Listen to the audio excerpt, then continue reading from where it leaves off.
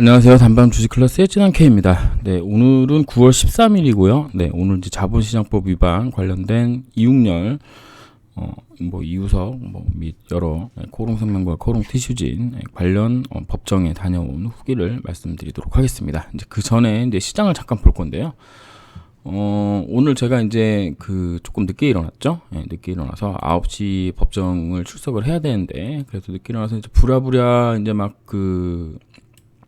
준비를 해서 갔는데, 급격하고도 큰 민생 문제가 생겨가지고 화장실에 갔다 와서 이제 완벽하게 늦었습니다. 그래서 이제 시간 내에 도착하는 걸 포기를 하고, 그래서 지하철을 탔는데요. 지하철이 방배역에서 갑자기 운행을 안 하는 거예요. 그러면서 이제 사내 방송이 나왔는데, 방송에서 지금 종합운동장역에서 스크린도어가 문제가 생겨가지고 지금 전 열차들이 다 멈춰 섰다는 거예요. 외선이 전부 멈춰 섰다고 하더라고요. 그래서 다른 교통편을 이용하려면 이용하래요. 그래서 방배역에서 교대역까지 두 정거장입니다. 지하철역으로.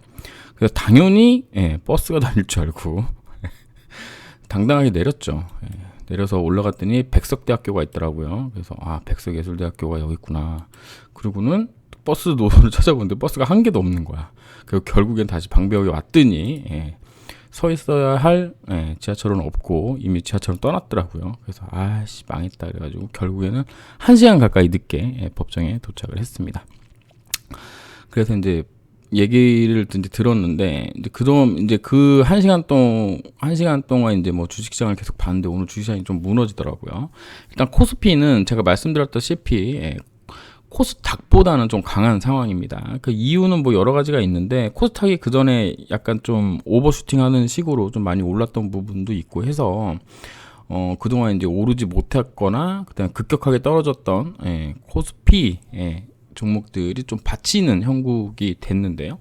결국엔 지금 여러 추세선을 잡담하면서 이제 올려놨는데, 이런 식으로 2515포인트, 그 다음에 2482포인트.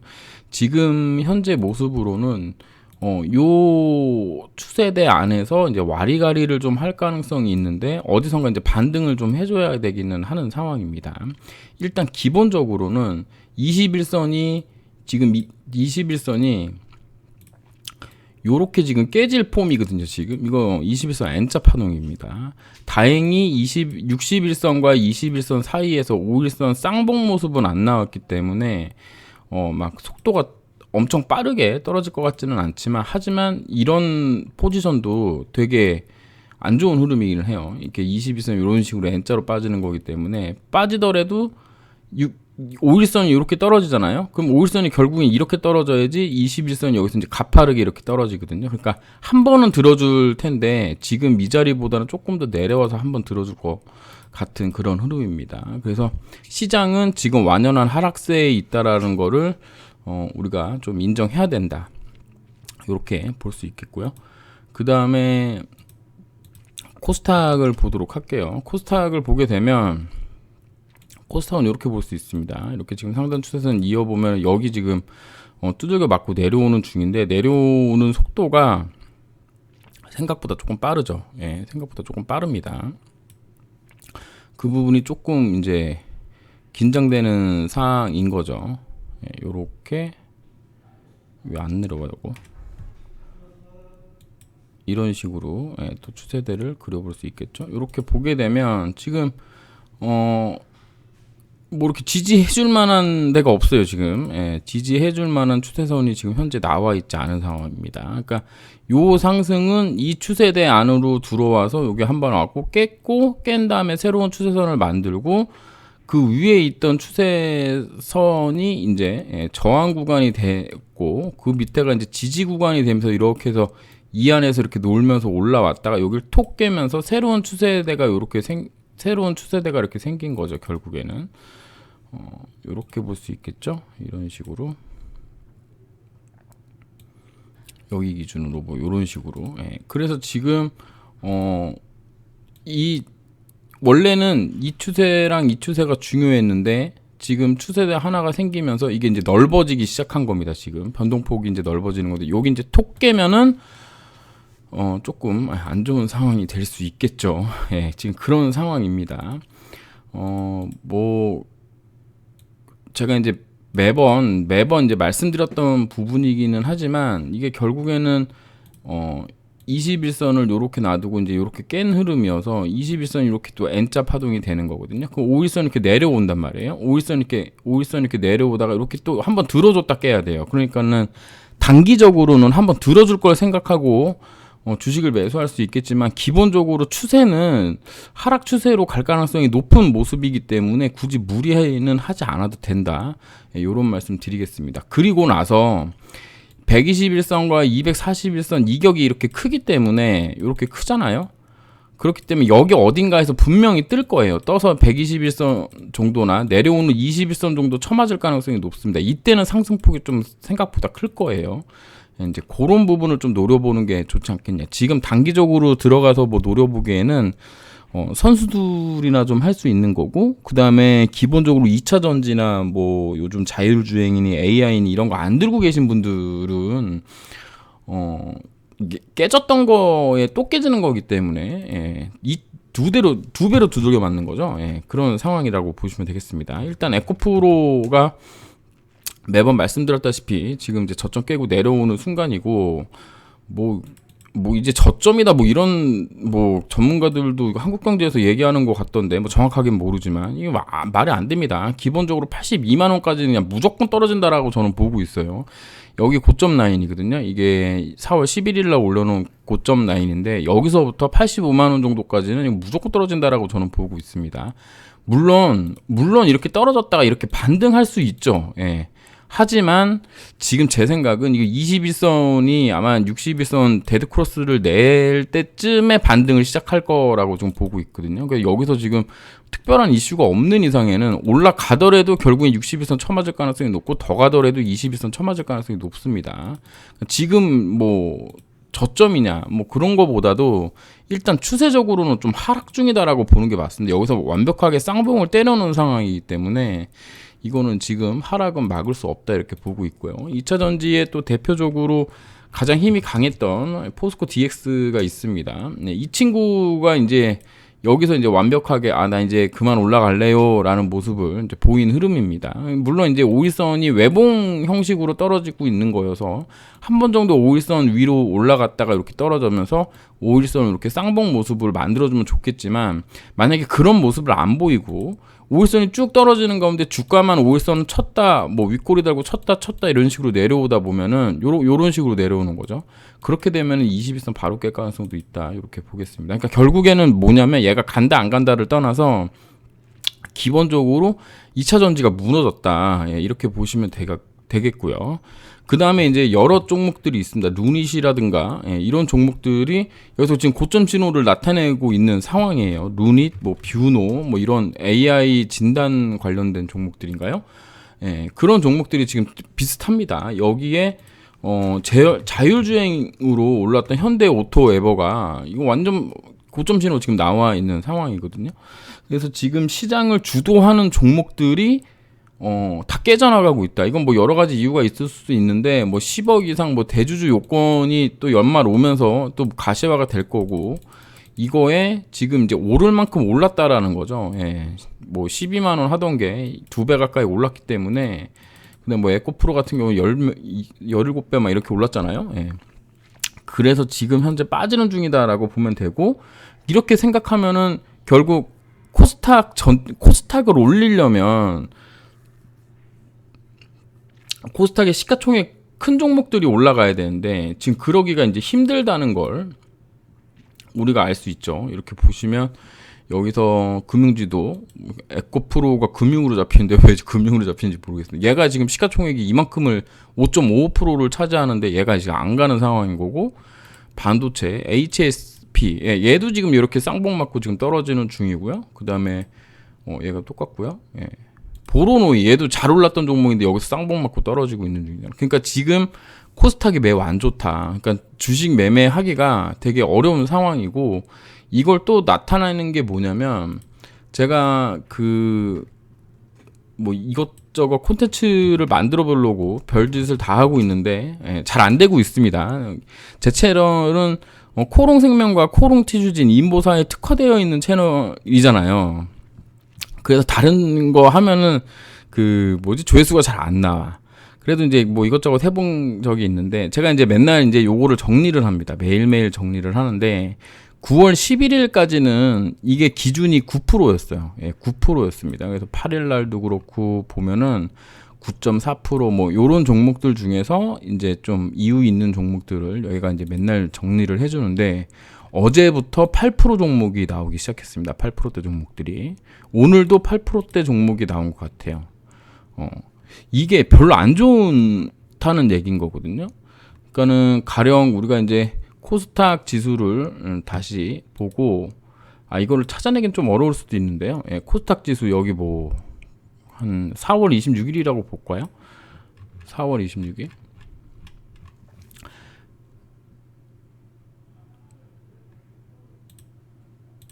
이렇게 보면은 25일 보면은 여기도 8%대가 나오죠. 그러니까 시장이 별로 안 좋을 때 이 밑급등주를 정리하다 보면 8%대도 정리를 얘가 해주거든요. 인포스탁에서.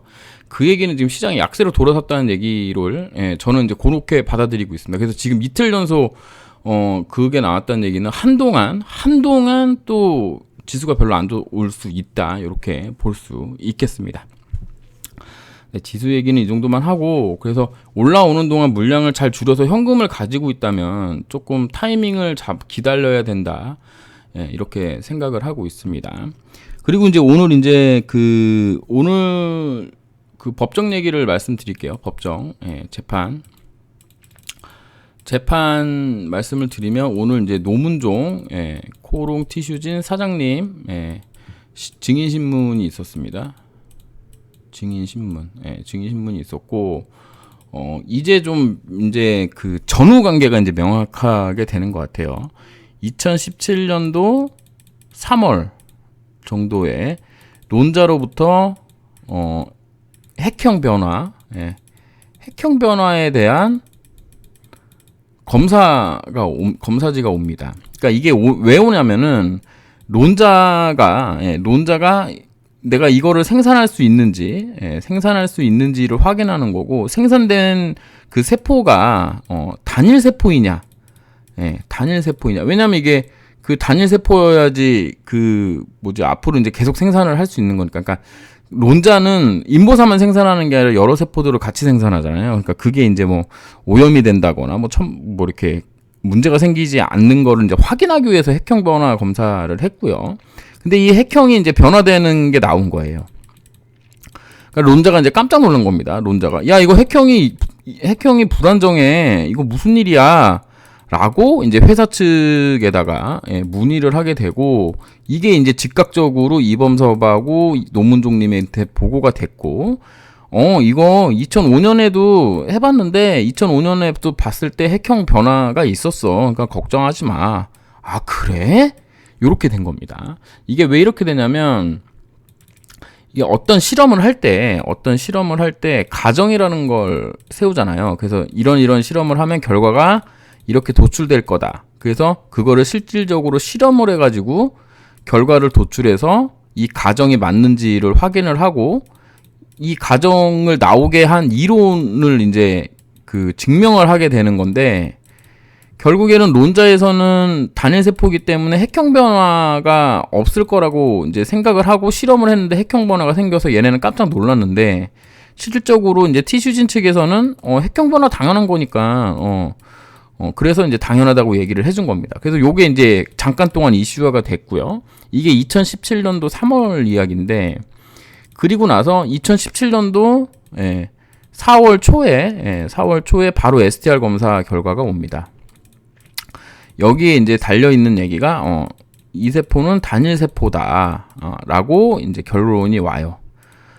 그랬는데, 이제 STR 검사 결과를 받은 사람이 노문종도 아니고, 이범섭도 아니고, 칼씨도 아니고, 누구도 아니고, 이 인보사에 대한 어떤 다큐멘터리를 정리하는 부서, 그러니까 서류 정리하는 부서로 이 결과지가 옵니다. 그래서 처음에 왔을 때 회사에서 이거를 인지를 못한 것 같아요. 회사에서 인지를 못했고, 이거 발견한 사람은 단일 세포로 결론이 났다. 이게 단일 세포로 결론이 났다는 얘기는 논자에서 생산할 수 있다라는 결과였기 때문에 이 STR 결과에서 나와 있는 293 세포에 관련된 이야기는 이때는 이슈화가 되지 않은 것 같습니다. 그렇게 해서 넘어갔어요, 회사도. 그러던 중에 2017년 9월부터 이제 10월 사이에 이 문제가 이제 본격적으로 이제 대두가 되는데, 문제는 뭐였냐면은, 사장님이었던 이범섭님하고 그다음에 노문종님은 해외에 지금 출장 중이었던 거예요. 이게 왜 그러냐면 이때 이제 막 해외 IR을 하고, 뭐 투자자 모으고 뭐 홍콩 가고 뭐 어디 가고 해서 거의 2달 동안을 9월에서 10월 동안 거의 해외에서 지내다시피 하셨고, 한국도 왔다 가고 뭐 난리가 난 거죠. 왜냐면 2017년도에는 막 상장권도 있었고, 그러니까 국내 IR도 있었고 뭐 해외 IR도 있었기 때문에 되게 바쁜 일정을 소화하던 중이었습니다. 이때 이제 뭐 사장님 이범섭이 이렇게 있고, 이범섭 이우석 사장님이 이렇게 있으면 여기에 이제 그 CTO라고 해야 되나? 여기에 이제 노문종님이 있었고, 여기에 이제 그 칼씨가 있었고, 여기가 이제 CMO 부서였던 것 같아요. 칼씨가 있었고, 여기 이제 테드가 있었는데, 여기 안에서 이제 얘기가 나온 거예요. 야, STR 검사 결과 보니까 여기에 293 세포래, 핵 293 세포래. 이거 너무나 중대한 문제 아니야? 해가지고 이제 칼씨가 이제 뭐 이범섭이니 노문종한테 이제 메일을 보냅니다. 다 이제 메일로 이제 얘기를 했더라고요. 그래서 증거 자료가 다 있어요. 여기 중대하고도 뭐 심각한 문제가 생겼다. STR 검사 결과 293 세포라고 한다. 이거 어떡할 거야? 그러면서 이게 뭐 논자가 실험을 잘못했을 수도 있고, 시약이 오염되었을 수도 있고, 어떤 실험 그 조건이나 환경 뭐 이런 거에 따라서 문제가 생겼을 수도 있어. 이런 얘기와 함께 한 3-4줄짜리 영어로 된 이제 이메일이 온 거예요.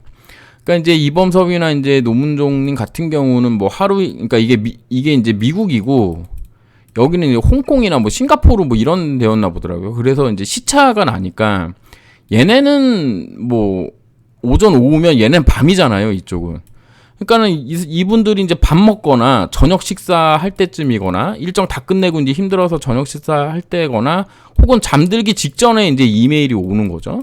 근데 바로바로 확인이 안 되고, 확인하더라도 핸드폰으로만 확인하고, 또 다음날 일정이 있기 때문에 뭐 제대로 그 첨부 파일이나 이런 거 확인하기도 되게 어려운 상황에서 이제 칼씨가 주도하고 있는 이 CMO 부서에 이제 테드라는 분하고 이제 또 누구 한 명 있는데, 이렇게 셋이서 STR이 문제가 있다라는 걸 이제 확인을 하고, 이쪽 노문종하고 이범선님한테 메일을 보냅니다. 메일을 보내고, 여기 이제 이범선님이 야, 지금 바빠 죽겠는데 지금 이거 가지고 할 게 아니라 내가 한국 가거나 네가 한국에 오건, 내가 미국 가거나 네가 한국에 오면 그때 디스커션 해보자라고 이제 얘기를 했고, 노문종님도 이제 그런 식으로 이제 그런 이제 답변을 이제 포워딩 받아가지고 이제 같이 이제 확인을 했던 것 같아요. 그러니까 여기에 또 이제 앞에 뭐 디테일한 얘기들이 있는데, 이게 이제 되게 이제 골까는 게 뭐냐면, EX 세포에 대한 그 아이덴티티 확인하는 그 실험이 3가지가 있는데, 이 3가지는 2005년도에 했던 3가지랑 또 같은 실험법이에요. 그래서 결국에는 어차피 EX 세포는 세상에 없던 세포여서 TGF 베타만 있는 거 확인만 하면은 이게 3핵 2핵이 되는 거거든요. 그래서 요거 실험법으로 이 3가지 뭐 모노폴리랑 뭐 PCR 검사, RT-PCR 검사라고 했나? 뭐 어쨌든 그런 이제 검사랑 뭐가 있었는데, 그거 3개만 하면 되는 거니까 거기서 이제 개그랑 폴이 안 나오면 되는 거잖아요.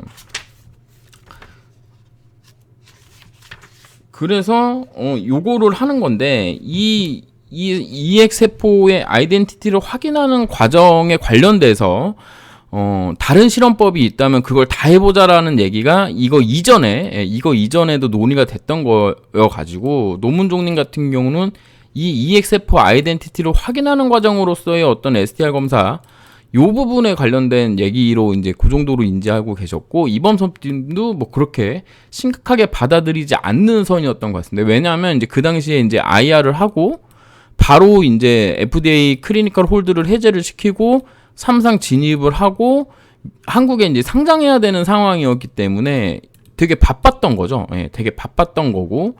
그리고 문제는 뭐냐면 또 칼씨가 STR 검사 관련된 그 서류를 첨부를 안 해가지고 이메일을 보낸 거예요. 중대하고 위험하다고. 그러니까 이분들은 이제 내용을 하나도 모르는 상황에서 이 문제에 부닥쳤고, 그리고 나서 그러면 우리가 이제 미국에 가서 확인을 해보자. 예, 요렇게 된 겁니다. 그래서 결국에는 이제 미국에 가서 관련 내용을 이제 칼씨랑 테드랑 뭐 이렇게 해가지고 얘기를 나눴고 그랬는데, 이제 그 당시에 이제 나왔던 얘기로는, 아니 이게 그 과학자들의 어떤 그 뭐라 그럴까, 좀 특징이라고 해야 되나? 그러니까 과학이 이제 되게 실험적인 경험론적인 거기 때문에 본인 실험이 좀 중요한 거죠. 남들이 한 실험은 뭔가 오류가 있을 거라고 이제 생각하는 경우가 많은 것 같아요. 그래서 관련 내용을 얘기를 하고, 핵 293 세포 일리는 없다. 우리 회사에 티슈진에 핵 293 세포가 온 적은 없고, 뭐 정확한 건 아니지만 론자로부터 온 거는 핵 293 세포랑 비슷하다라고 이제 왔다. 그러니까 STR 검사가 요거랑 이제 비슷하다라고 이제 온 것 같아요. 그래서 이제 노문정님이 보시기에는, 야, 핵 293 세포는 우리 회사에 온 적이 없기 때문에 이 세포는 아니다.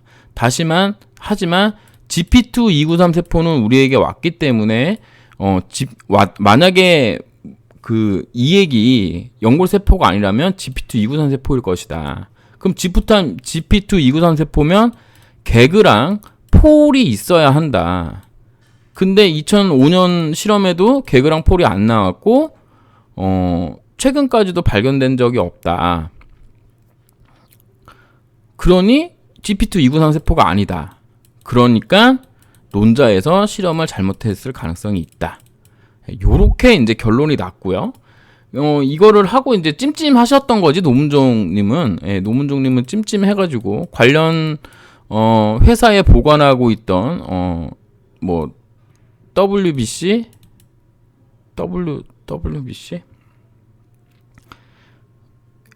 MCB, WCB, 요런 그 각 단계별로, 그러니까 뭐 가령 그 초기 배양, 그 다음에 워킹셀, 그 다음에 뭐 실제로 제품화 되는 거에서 좀 더 배양한 거, 요 한 6개 정도의 DNA가, 그러니까 이액이 이 6개 단계에 있는 이액이 있었던 것 같습니다. 뭐 정확한 건 모르겠는데, 그래서 이거를 이제 윤현주 맞나? 네, 윤현주 그 연구원에게, 박사님에게 이거 실험을 해봐라. 우리 회사에 그 이액 세포 DNA가 있으니까 이거를 실험을 해봐라. PCR 검사를 하라.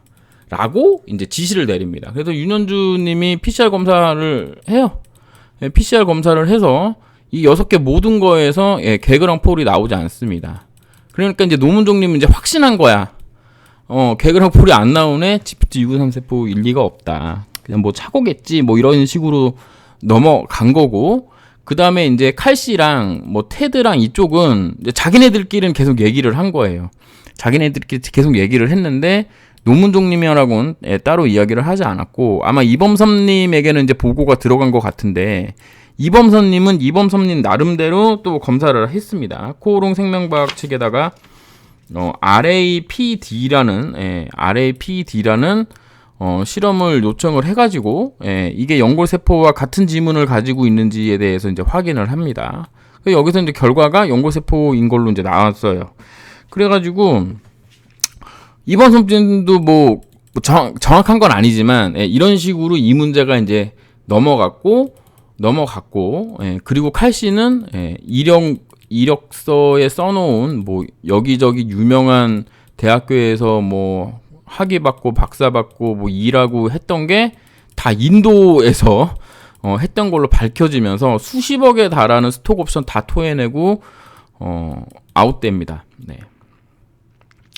근데 이 과정에서 그 이 내용이 중요한 게 아니라 공소 내용이 좀 중요한 거예요. 공소 내용에 뭐 여러 가지 뭐 혐의가 있다고 얘기를 하지만 이 중에서 이제 허위, 예, 그 다음에 조직적 은폐, 예, 조직적인 은폐, 그 다음에 뭐 공무집행 방해 뭐 이런 얘기들이 있는데 이 부분에 지금 해당되는 사항이 아닌 것 같아요. 왜냐하면 우리가 이제 그 이 문제 사건 터지고도 이제 여기저기서 많이 얘기를 했지만 론자에서 처음에 핵형 실험을 했을 때는 야, 이 핵형 이상하다고 그 티슈진한테 막 이야기하고 문제를 삼았지만 STR 검사에서 그 293 세포랑 비슷한 게 나왔다는 거에 론자도 신경 쓰지를 않았어요.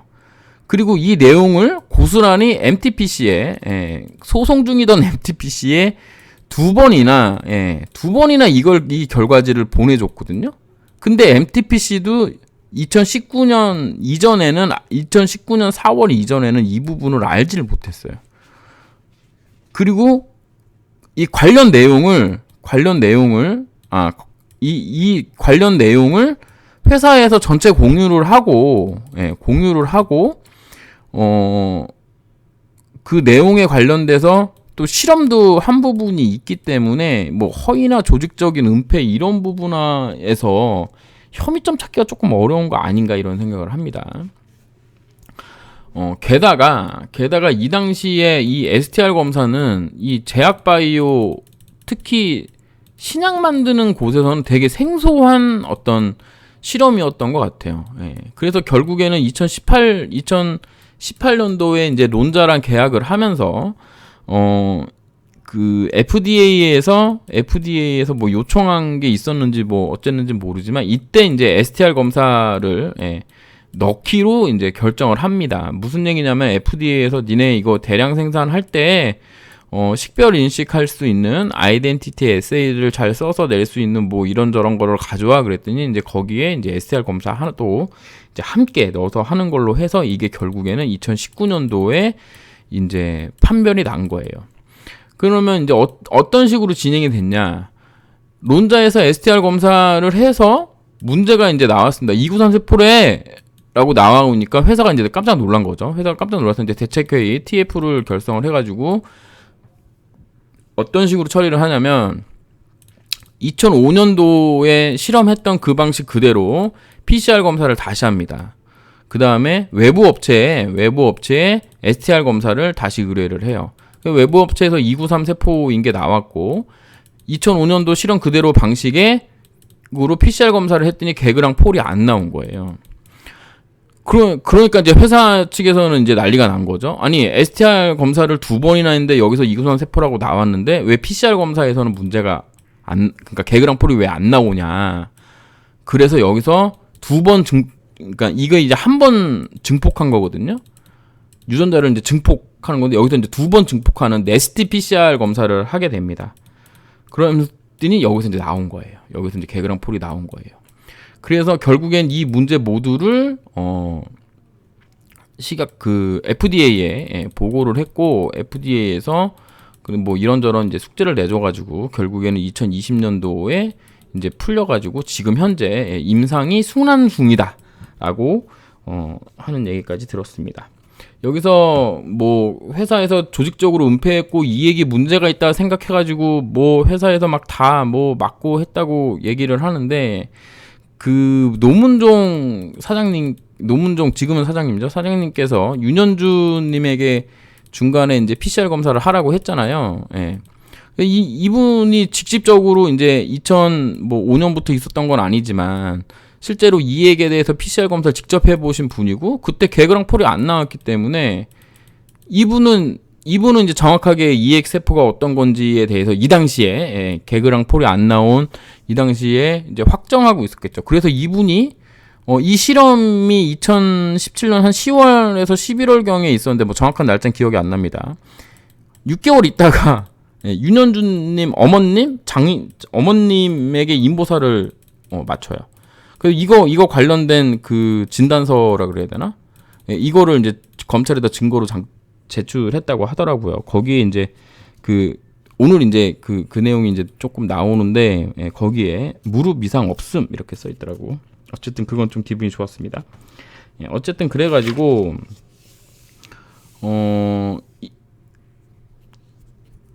사태의 전반적인 상황을 보니 회사의 대처 관련돼서 이제 제가 생각할 때는 STL 검사가 문제가 있다고 생각을 했다면 론자에 왜 다시 문의하지 않았을까? 요 생각을 저는 조금 했습니다. 그리고 회사에서 이걸 진짜 숨길 마음이 있다면 뭐 아예 실험도 시키지 않고 뭐도 하지 않고 아무것도 안 하고 다 함구하고 있었어야 되는 게 맞는데 그러지 않았다는 측면에서 회사는 이 세포 특성에 관련돼서 좀 확신하고 있었고 실질적으로 확신할 수밖에 없는 PCR 검사가 나왔다고 생각을 합니다. 그러니까 2017년에서 2019년 사이에 이 STR 검사가 사실은 되게 세포 치료제 쪽에서는 유행하는, 그러니까 꼭 해야 되는 검사로 인지되고 있지 않았던 시기였기 때문에 이게 이제 중앙약심회의에도 나오는데 2019년도 이후에 한 중앙약심회의에서 나오는데 도대체가 이해가 안 된다. 그냥 PCR 검사해서 개그폴 나오면 그냥 바로 밝혀지는 건데 이 실험을 안 했을 리가 없지 않냐. 코티에서 했죠. 예, 했는데 안 나왔던 거예요. 그러니까 이게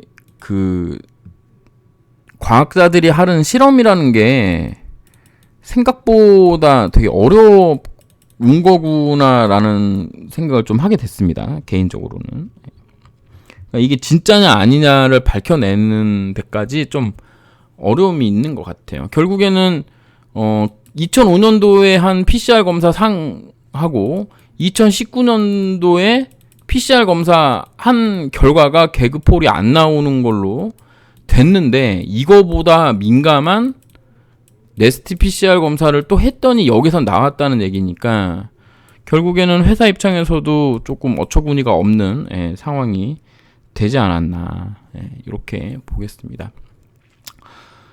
그리고 이제 오늘 이제 제가 늦게 갔기 때문에 이제 출석 사항을 전부 확인하지는 않았지만 이제 검사님이 원래 두 분이 참석을 하시거든요. 한 분이 아마 선임이실 거예요. 이분 미국에서 유학하다가 오신 그분인 것 같은데 그분은 오늘 안 오셨습니다.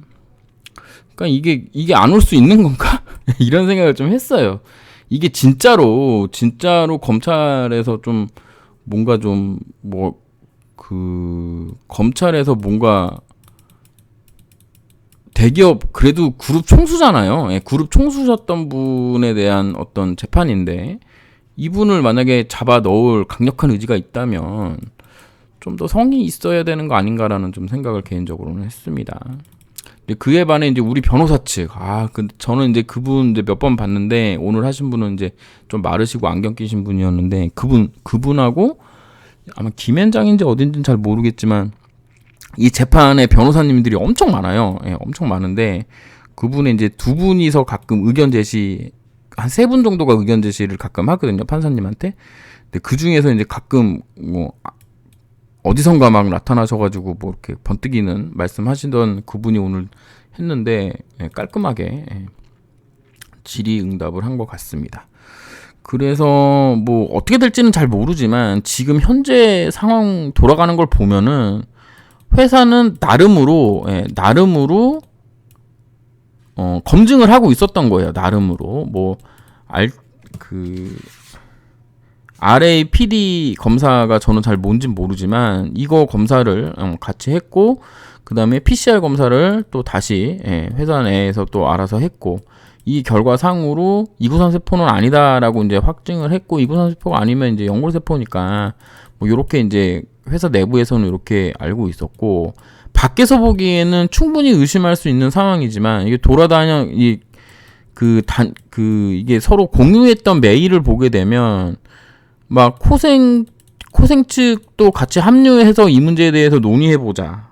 그 다음에 관련서를 전부 MTPC에다가 주고 했던 거 보면은 이게 속이고 그럴 생각이 있었거나 그런 논의를 따로 했거나 그럴 의지가 있었거나 이런 생각은 좀 안 들고 다만 일이 꼬이려니 처음에 했던 PCR 검사에서 안 나왔고 그 이후에 했던 PCR 검사에도 안 나왔던 건 결국에는 그 검사법의 어떤 민감도에 따른 거에 과학자들이 이제 오류를 범했다 이렇게 볼 수 있는 거죠. 오류를 범했다? 오류인가? 뭐 어쨌든 과학적으로 증명된 PCR 검사로 과학적으로 증명이 된 거니까 이 부분은 뭐 중앙약심회의 전문가들도 그렇게 얘기할 정도였다면 그러니까 왜 PCR 검사에서 중앙약심회에서 왜 개그랑 폴이 안 나왔냐고 이게 나오는데 근데 이게 그냥 RT-PCR이라 그러나?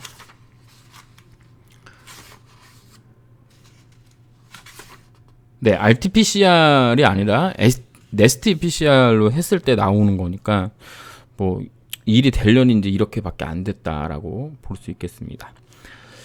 그래서 이렇게 됐고요. 다음에 한 번 더 20일 날 한 번 더 하고 그 다음에 10월로 넘어가서 준비기일을 잡을 것 같아요. 10월에 준비기일을 잡을 때는 관련 소송 한 건이나 두 건 정도가 10월 8일인가 하기로 했나? 18일? 어쨌든 관련 소송 결과가 이제 나오는 상황이기 때문에 고등법원입니다. 그러면 조금 더 빨리 진행될 수 있을 것 같고, 제가 지난번에 말씀드렸는지 기억은 잘 안 나지만, 이번 재판부에서 아마 결과를, 1심 결과를 내지 않을까, 이런 생각을 해봅니다. 네. 감사합니다. 진남 K였습니다.